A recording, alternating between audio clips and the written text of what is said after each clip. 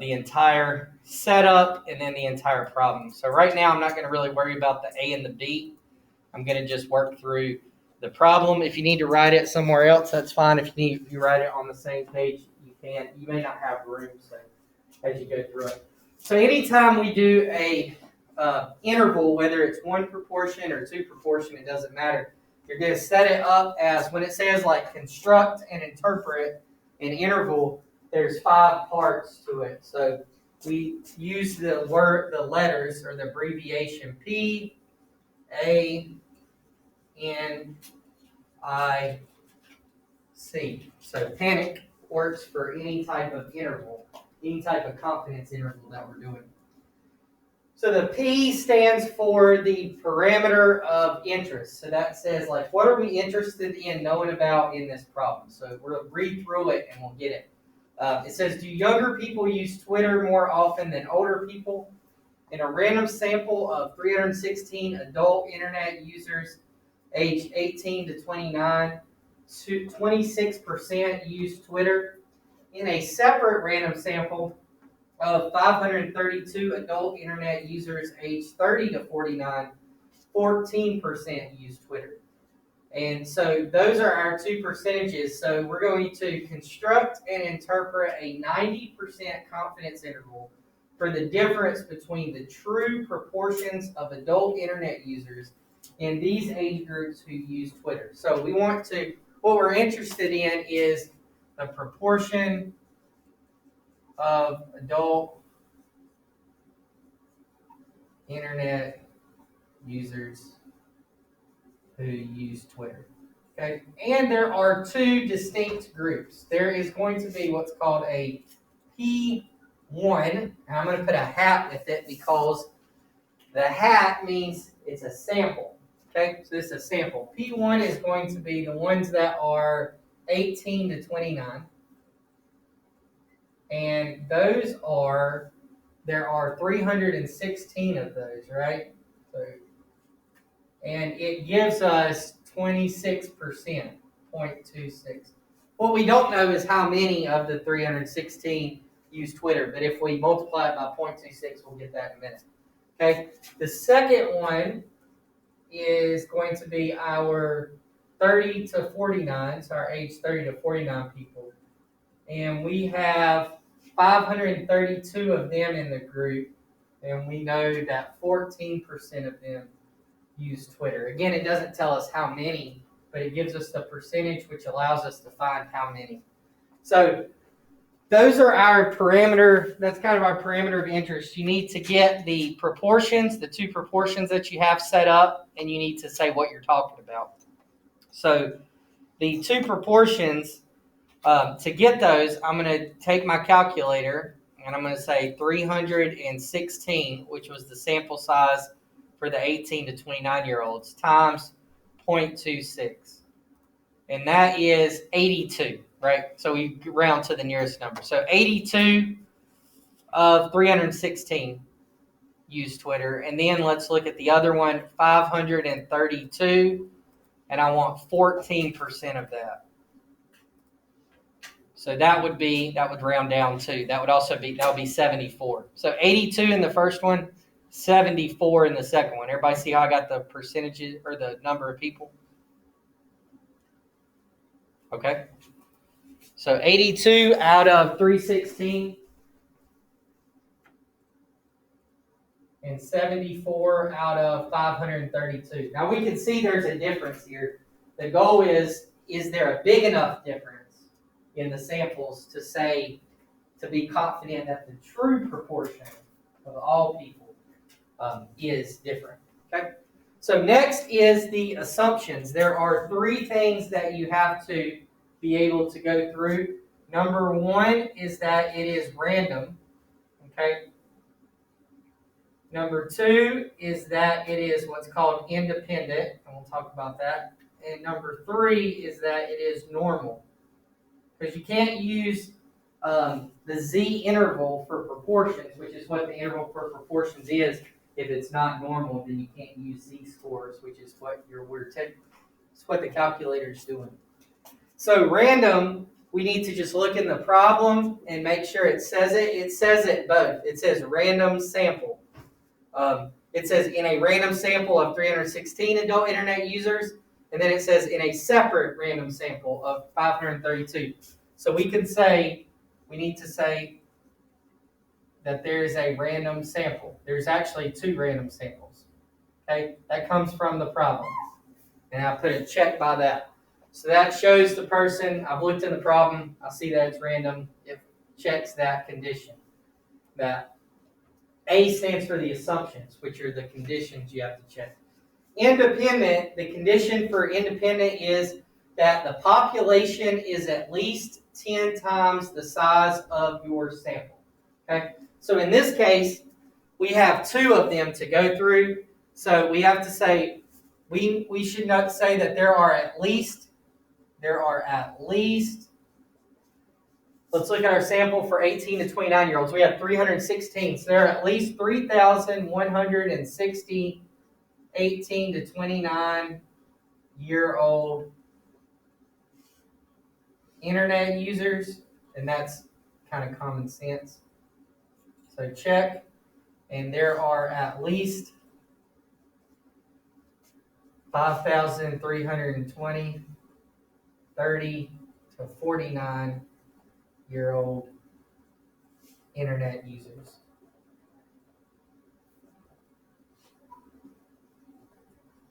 And we're able to put a check there. So that's the independent condition. So independent means that the population is at least 10 times the size of your sample. When you're doing one proportion, then that you only have to do it one time. You're basically having to do it twice. You're having to check the condition for both groups. Which leads us to the third condition, which is normal. Is it normal? And this is NP, except this time it's going to be P1 is greater than or equal to 10, and N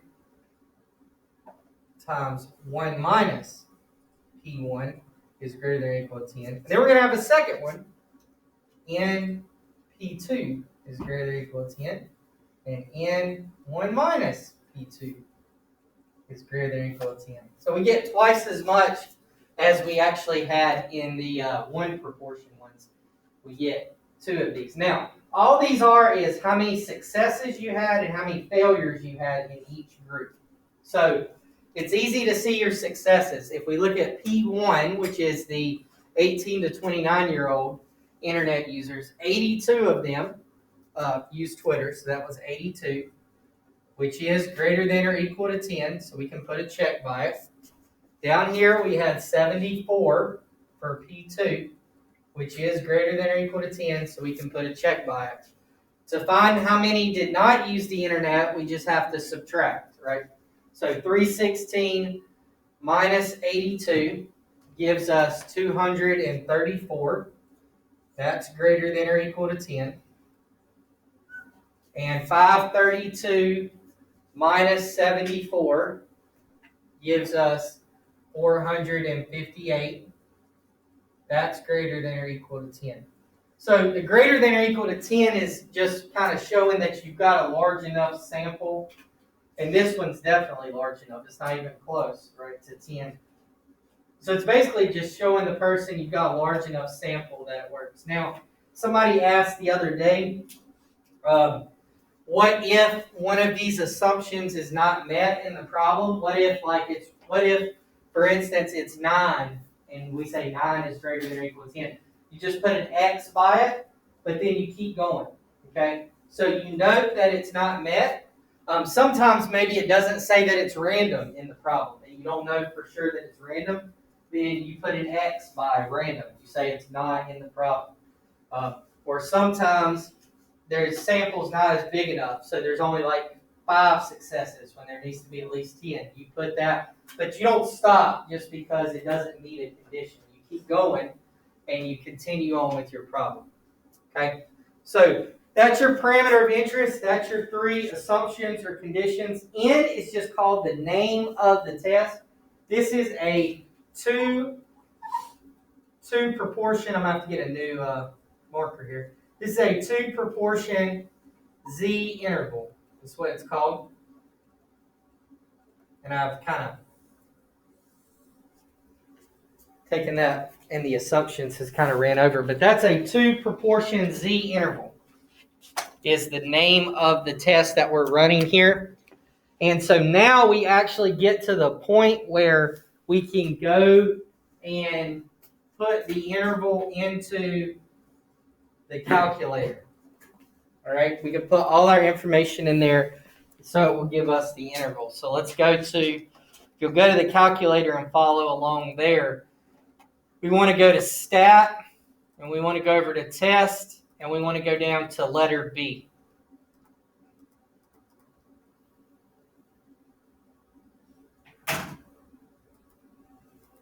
Two proportion Z interval. Okay, it's going to ask you X1, that is going to be the number of successes in your first proportion, that's 82. Out of N1 is your total sample size in the first one, that's 316. X2 is 74. Out of your total in the second one is 532.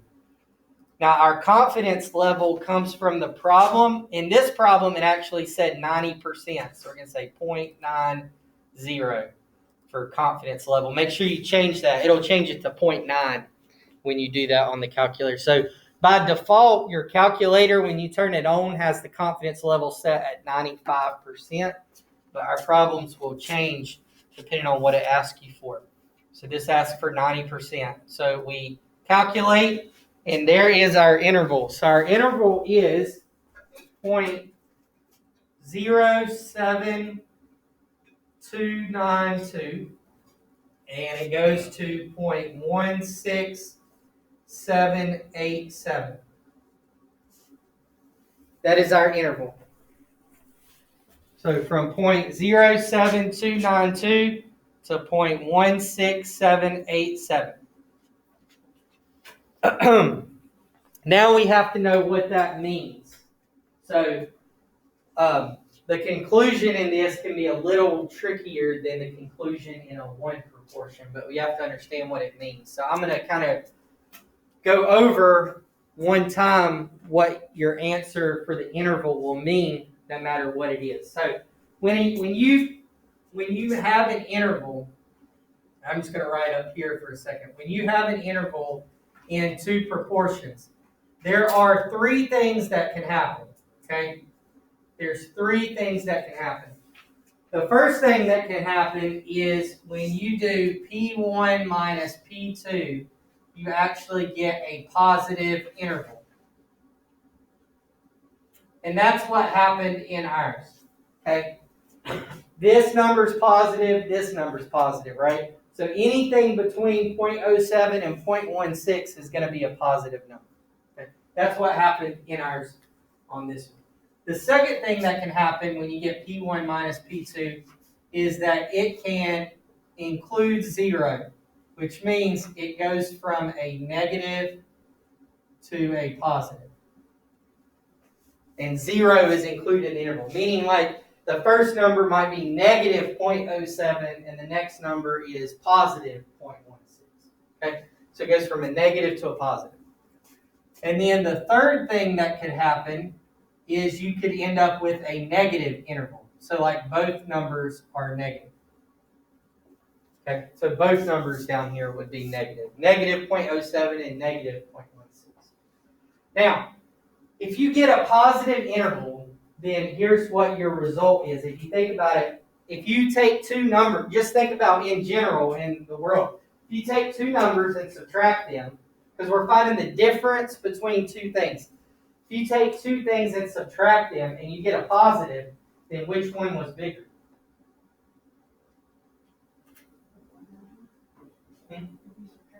If you subtract 2 numbers and you get a positive, which one was bigger?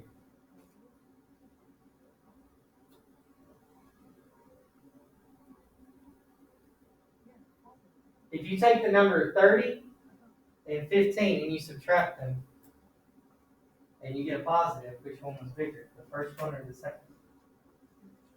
The first one has to be bigger. Okay? If you subtract 2 numbers, the first one has to be bigger than the second one.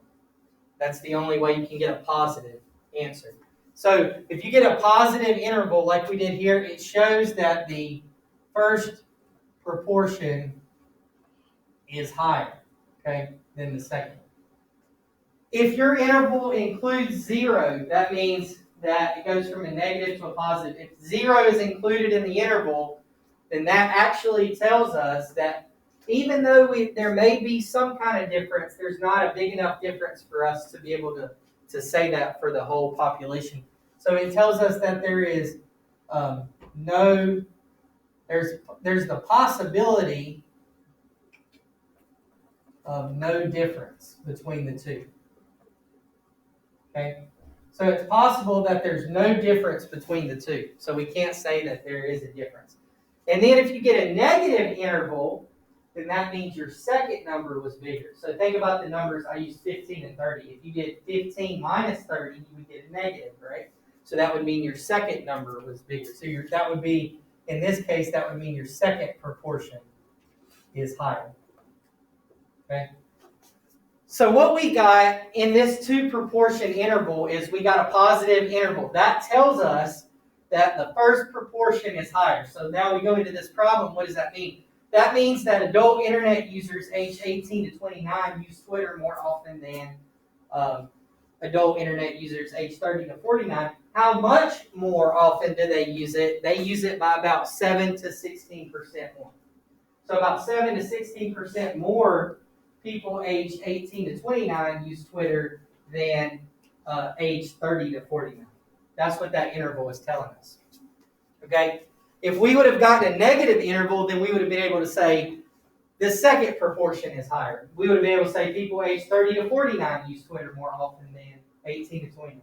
So what you read up there for the interval with 2 proportions, would that have been C? Or have you not gotten to C? No, it's gonna determine what you're at for C. That's part of it, yeah. So C is your conclusion. So we're gonna do our conclusion. We are 90% confident, here comes the writing, that the true difference in proportions between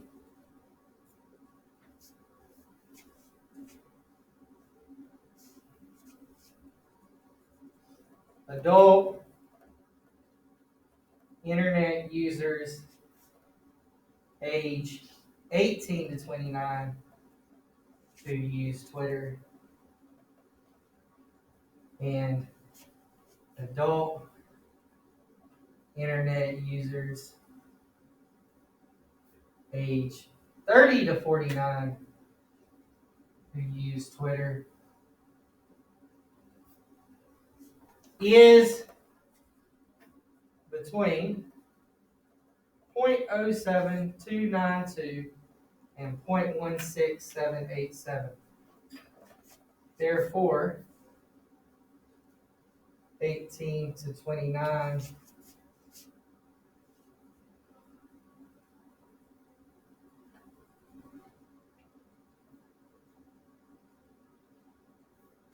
adult internet users use Twitter more often. Here's a nice sentence, and every single word in there is necessary. Okay, so it's like, can I just say? A lot of people missed it, the conclusion, and the conclusion is the biggest part of the problem, because it's where you take the statistics that you got and you make your statement.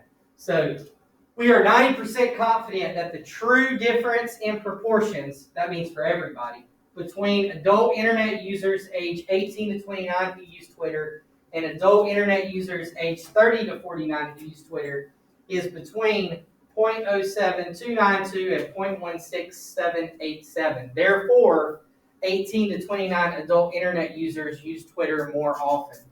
Okay? That comes from, because we have a positive interval, we know the first proportion is higher. Okay? Now, if 0 would have been included in the interval, which it will in just a little bit, then we would have to say, therefore, there's not a difference between the two. There's no significant difference between 2, something like that. Okay, so that is again, it's a long problem. So when you do one of these on the exam, these are very common, the 2 proportion or 2 mean problems to be on the exam. If they did one like a free response, they expect you to take 15 minutes to finish the problem. So it's a 15-minute question, basically, is how I look at it. You're supposed to set up your parameters. You're supposed to go through your 3 conditions, your assumptions. You're supposed to make sure you have the correct name of the interval or the test that you're running. You're supposed to make sure that you get the correct interval from the calculator, and then that you write the correct conclusion based on the interval that you got. Okay, so all those are important steps of the process. Now, for us, it took us 20 minutes right now, but that's because I stopped and explained some of that. So really, if you're working on one, you could probably get it in 10 minutes. But if you're going back and making sure you did everything correctly, then maybe you spent 15 minutes on the problem total. And that's what they're looking at for the exam. So it's not like they give you 20 of these and say, all right, complete 20 problems. It's like they give you 1 or 2, okay, as we're doing an interval. So that's a 2 proportion Z interval. So we're going to do one more together that maybe gets a different result, and then we'll go forward. And 1A said, calculate the standard error. What information does this value provide? The standard error actually comes from your formula sheet.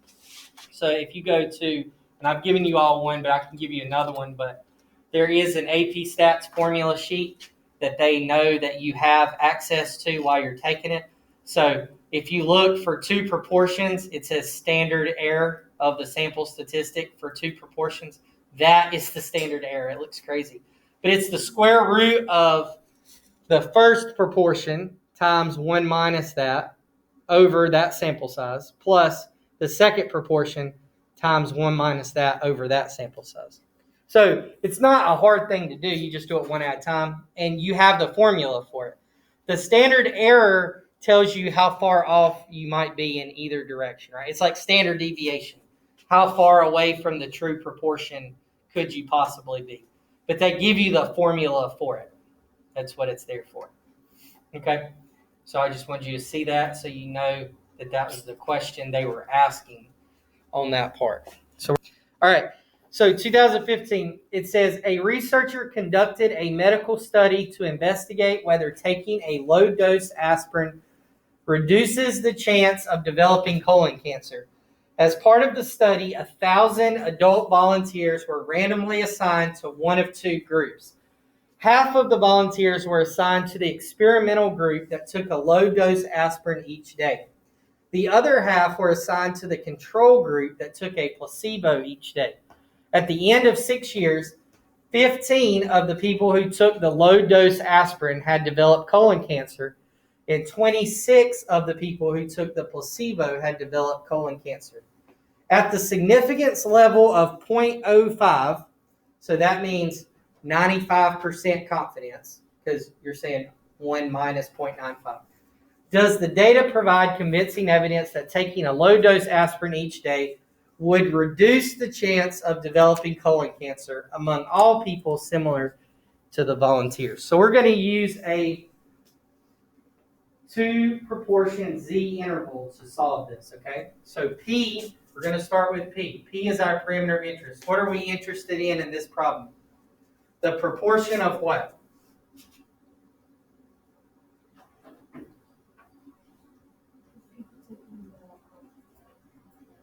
We're interested in the proportion of people that what?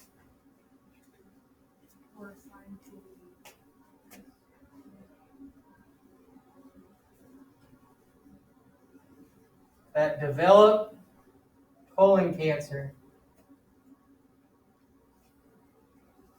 in the 2 groups, right? Okay, so group number 1, call it P hat number 1, is going to be the proportion in that took what? What do we want to make the first one? The proportion that took what?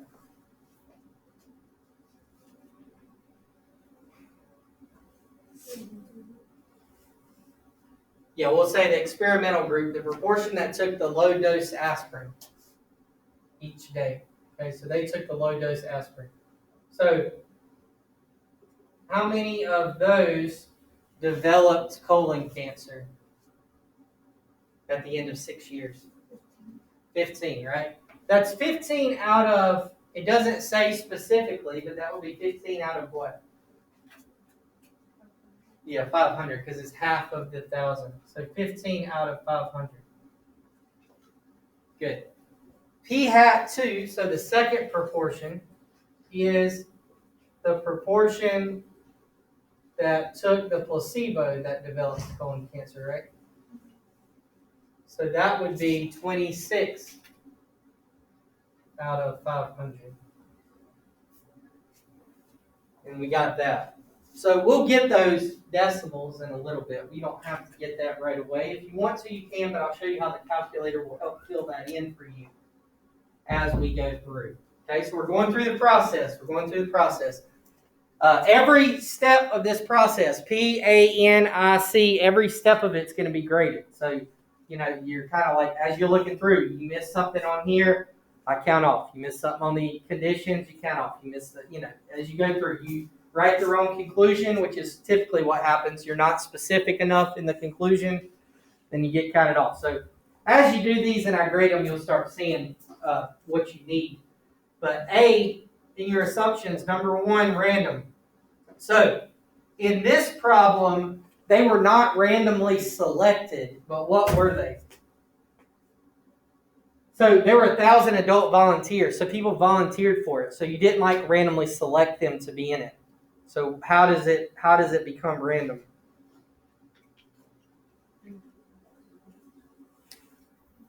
Yeah, they split them randomly into the group. So they were randomly assigned.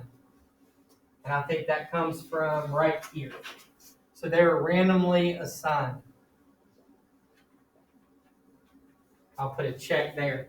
Comes from the problem. Number 2, we're looking for the independent. In this, there's only one group. There's 1,000 adult volunteers, right? So we assume there are more than 10,000 adults similar to the volunteers. So we assume that our population is at least 10 times the size of the sample. Sample is 1,000 adult volunteers. Now, why didn't we have to split that up into 2 different ones? Because in the last problem, it said that there were two different samples taken. In this one, this is just one group of 1,000 people that we split up, right? So we assume there's more than 10,000 adults similar to the volunteers. If you wanted to do each one, you could say you assume there's more than 5,000 adults similar to those that took the low-dose aspirin, and you assume there's more than 5,000 similar to those that took the placebo. Okay, so we're checking that off. Number 3 is our normal condition. That's where we have the 4 answers. We have N and P1, N and 1 minus P1.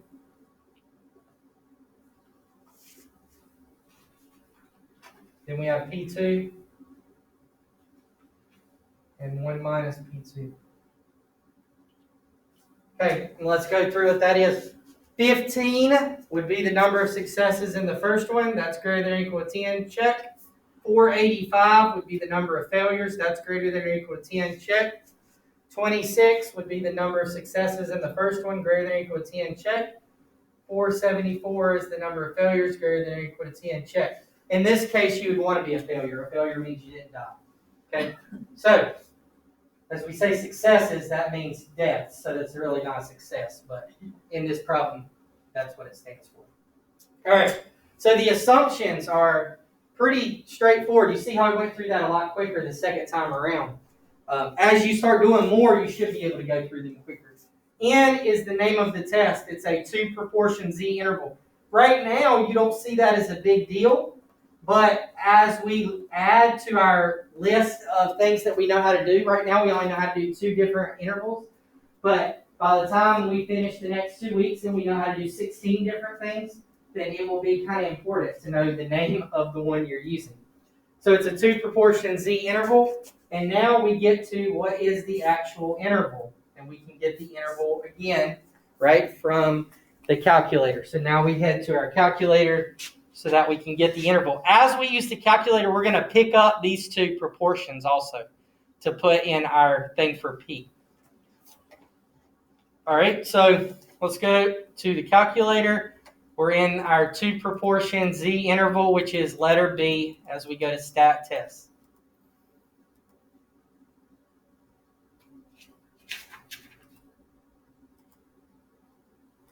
Okay, so first one, there's 15 out of 500. In the second one, there's 26 out of 500. Our confidence level is 0.95, 95%. Calculate. Now, look at, so in the problem, it gives you P hat of, it gives you the first proportion. That was 3%. So we pick that up. It gives us the second proportion. That's 0.052, so a little bit over 5%. So now we have those from back there. Our interval, exactly what I wanted to happen. So it goes from negative 0.0465 to 0.00254. So notice, the first number in that interval is negative. The second number in that interval is positive. So what is included in the interval? If you go from a negative to a positive, that means what number has to be in the interval? 0. 0 is somewhere in that interval, right? So is 0 a possible answer? Yes. If 0, think about it, we're looking at the difference in 2 proportions. If 0 is a possibility, that means it is possible that there's no difference between the 2 proportions. So in our first one we did today, 0 wasn't possible. There's no way to get 0 in our interval. In this case, 0 is definitely a possible answer. It's right in between those. Okay? So 0 is possible. Now, we do see it doesn't mean that there's no difference. I can tell that more people died from the placebo than from the drug, the low-dose aspirin. So I can tell that the low-dose aspirin is probably helping, but it's not helping enough for there to be a significant difference. If we think there is a difference and we really want to prove it, then we need to take a bigger sample or do it over and over again until we get a big enough difference. Maybe the sample of 1,000 wasn't enough. Maybe they need to go to 2,000 or whatever.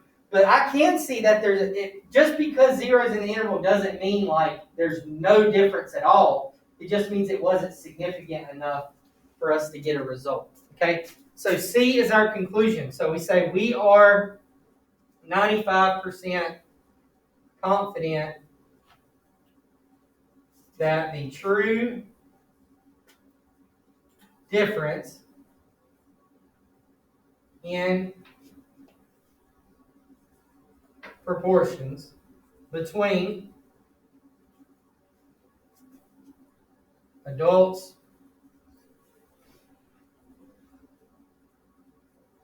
who took a low-dose aspirin and those who took a placebo that developed colon cancer is between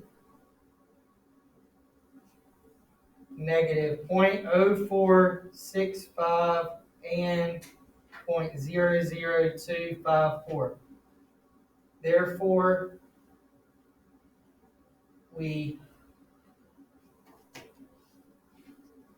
cannot say there is a significant, I'm running out of room, difference.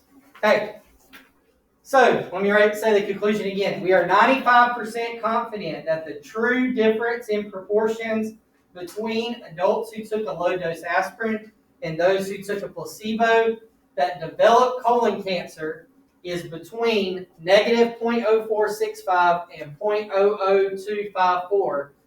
Because 0 is in the interval, and really, I would want to say, actually, I'm probably going to change that real quick. So because 0 is in the interval, kind of what I just said, because 0 is in the interval, we cannot say there is a significant difference. So if 0 is included in your interval, just what we were talking about, that means there would be no difference at all between the two things. So that's kind of my last sentence. Because 0 is in the interval, we cannot say there's a significant difference. If it's a positive interval, we say the first proportion is higher because it's a positive interval. If it's a negative interval, we say the second proportion is higher, right? If 0 is included in the interval, we cannot say there's a significant difference between the two. So that's our conclusion on these. So you have 3 possible conclusions on these 2 proportion intervals.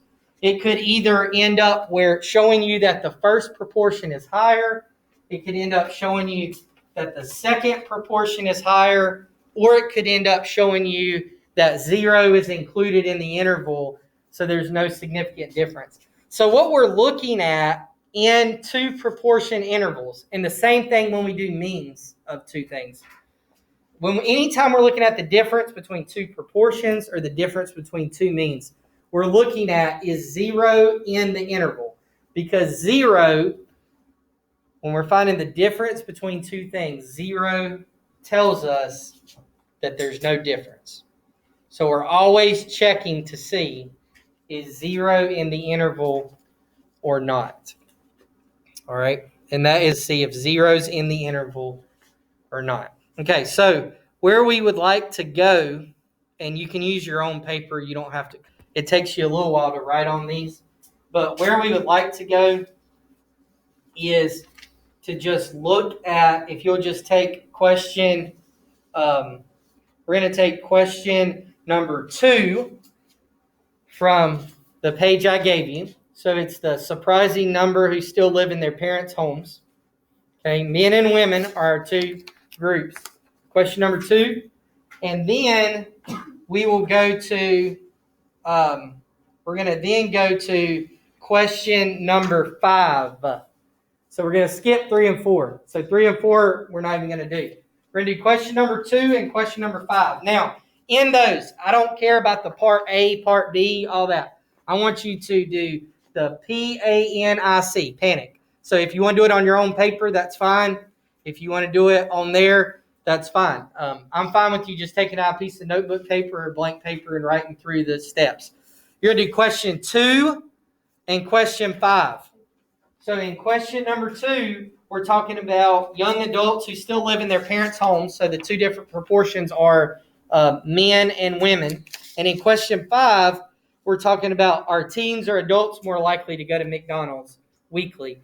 And we have 799 teens and 2,253 adults. Now, notice in question 5, it does not say that it's random. However, it does. It says ask a random sample. But there are some times that it doesn't say it's random, but it says like the Gallup poll did this, or the Pew Internet Research Survey did this. If you know that it's like a reputable source, like it's a group or some big poll, then that shows you that it's random. Okay, so in the problem. So we're going to go through all 5 steps. If you have a question as you're going through it, let me know, and I will try to assist you as you're going through this. Okay, and that'll give us a total of 4 problems from today.